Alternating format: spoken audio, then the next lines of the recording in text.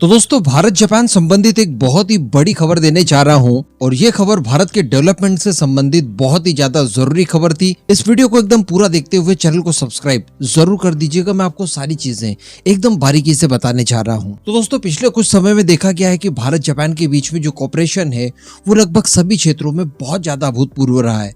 इसी तरह की शुरुआत 2017 में की गई थी, जब जापान के प्राइम मिनिस्टर हुआ करते थे शिंजो आबे, जो कि अब इस दुनिया में नहीं है।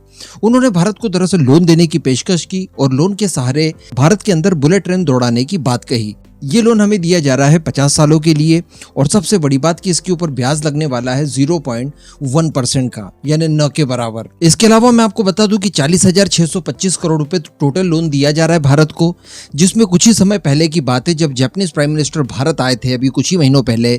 उस दौरान उन्होंने इस लोन की चौथी किस्त भारत को चुका दी, जिस दौरान 18,750 करोड़ रुपए भारत को दिए गए। तो कहने का मतलब इतनी सस्ती लोन परियोजना तो शायद नगद में भी संभव नहीं थी, जो कि जापान ने भारत के लिए किया। ऑब्वियसली इसके पीछे कारण यही है कि भारत जापान की रिलेशनशिप बहुत ज्यादा मजबूत हो जाए। अब इसको लेकर जो डेवलपमेंट निकल कर आ रहे हैं, ये मैंने आपको समय समय पर सूचित करके बता ही दिया। किस स्पीड से ब्रिजेस बनाए जा रहे हैं, किस स्पीड से टनल्स खोदी जा रही है, किस स्पीड से वायडक्ट बनाए जा रहे हैं, रेलवे स्टेशन बनाए जा रहे हैं। इन सभी को लेकर डिटेल चर्चा हम लोग पहले कर ही चुके हैं। ट्रैक वगैरह बिछाने का काम भी किस आधार पर किया जा रहा है, जापान द्वारा ट्रेनिंग वगैरह दी गई, ये सारी कुछ चर्चाएं हम लोग पास्ट में कर चुके हैं। लेकिन एक बड़ा सवाल अभी तक मन में उठ रहा था और वो ये था कि ये सारे काम तो ठीक है चल ही रहे हैं जो हमारी साइड से हो रहे हैं, लेकिन जापान की तरफ से जो काम मुख्यतः किए जाने हैं उसको लेकर क्या डेवलपमेंट है।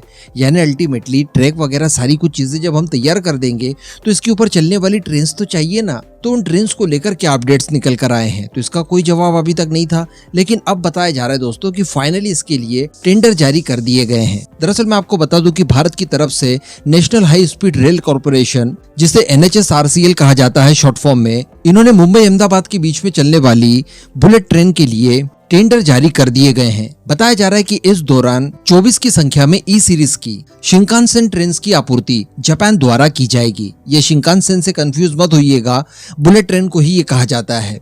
अब जहां पर शर्त ये रखी गई थी, जब लोन दिया गया था उस दौरान इस बात का निर्धारण कर लिया गया था कि भारत इस परियोजना में जब भी ट्रेन्स के लिए कोई भी टेंडर जारी करेगा तो उसमें केवल और केवल जापानीज कंपनियां ही पार्टिसिपेट कर सकती है। वैसे ये शर्त रखने की जरूरत नहीं थी, दुनिया में नंबर 1 ट्रेन्स जापान ही बनाता है, तो अगर ये शर्त नहीं रखी जाती तब भी हम लोग जापान से ही खरीदते। अब यहाँ पर दोस्तों दो नाम निकल कर आ रहे हैं, एक तो हिताची ट्रेन्स का और दूसरा आ रहा है कावासाकी हेवी इंडस्ट्रीज लिमिटेड का। इन दो कंपनीज में से ही किसी एक कंपनी की ट्रेन को फाइनली भारत के द्वारा सेलेक्ट किया जाएगा। इसके साथ साथ बताया जा रहा है कि इस टेंडर की जो अनुमानित लागत होगी वो होगी 110 अरब रुपये। जी हाँ, यानी अगर इसे हम लोग यूएस डॉलर में कन्वर्ट करें तो 1.33 बिलियन डॉलर्स होता है। अब हम सभी जानते हैं कि 2026 में इस परियोजना को शुरू करना है और इस वजह से बाकी सारे काम काफी ज्यादा फास्ट ट्रैक तरीके से किए जा रहे हैं। अब 2026 जब आ चुका होगा उस दौरान बताया जा रहा है कि 50 किलोमीटर की लाइन पूरी तरह से तैयार होगी, जहां पर इनकी शुरुआत की जाएगी। इस दौरान बताया जा रहा है कि 10 कार ट्रेन को पहले बैच में इंडक्ट किया जाएगा। यानी शुरुआत में थोड़े छोटे साइज की बुलेट ट्रेन होगी जो कि शुरुआत के 50 किलोमीटर तक चलेगी। इस दौरान इसके अंदर 690 यात्री आसानी से बैठ सकेंगे और सफर कर सकेंगे। उसके बाद धीरे धीरे इस परियोजना को पूरा विस्तृत रूप से स्टार्ट कर दिया जाएगा और मुंबई से अहमदाबाद इन ट्रेन को चलाया जाएगा, जिस दौरान इनकी स्पीड होगी लगभग 350 किलोमीटर पर आवर और ये भारत की सबसे ज्यादा स्पीड वाली ट्रेन होगी। और इसी के साथ साथ भारत उन गिने चुने देशों के एलिट क्लब में जा बैठेगा जो कि अपने देश में बुलेट ट्रेन को ऑपरेट करते हैं। अब चूंकि भारत की तरफ से टेंडर जारी कर दिया गया है तो अब बारी आ जाती है कि जापानीज कंपनीज कब तक रिस्पॉन्ड करेगी। तो देखिए, उनका पूरा कैलकुलेशन वगैरह जब कंप्लीट हो जाएगा उसके बाद वो लोग रिस्पॉन्ड करेंगे, तो संभवतः तब तक अक्टूबर मंथ आ चुका होगा। यानी इसी साल अक्टूबर मंथ तक ये दोनों ही कंपनियां यानी हिताची ट्रेन्स और कावासाकी हेवी इंडस्ट्रीज लिमिटेड ये दोनों अपनी बिड को सबमिट कर देगी। उसके बाद जो लोअर बिडर होगा उसकी ट्रेन का सिलेक्शन कर लिया जाएगा।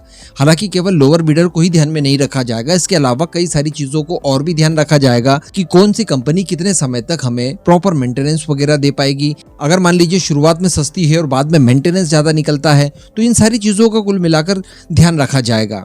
उसके बाद किसी एक कंपनी को फाइनलाइज किया जाएगा और इसके लिए सोर्सेज बता रहे हैं कि कावासाकी हेवी इंडस्ट्रीज लिमिटेड ज्यादा चांस बना रही है अपने लिए कि भारत उसकी ट्रेन को सेलेक्ट कर लेगा। इसके अलावा बताया जा रहा है कि साल 2025 तक शुरुआत में 2 ट्रेन डिलीवर्ड भी कर दी जाएंगी भारत को, क्योंकि मैंने आपको बताया कि 2026 में इन ट्रेन का ट्रायल रन होना है, तो 2025 तक हर हाल में कम से कम 2 ट्रेन को भारत को डिलीवर्ड करना होगा।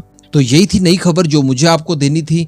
मेरे ख्याल से बुलेट ट्रेन संबंधित अभी तक की ये सबसे बड़ी खबर मानी जा सकती है। इस पूरे मुद्दे पर अब आपका जो भी मानना हो नीचे कमेंट करके जरूर बताइएगा।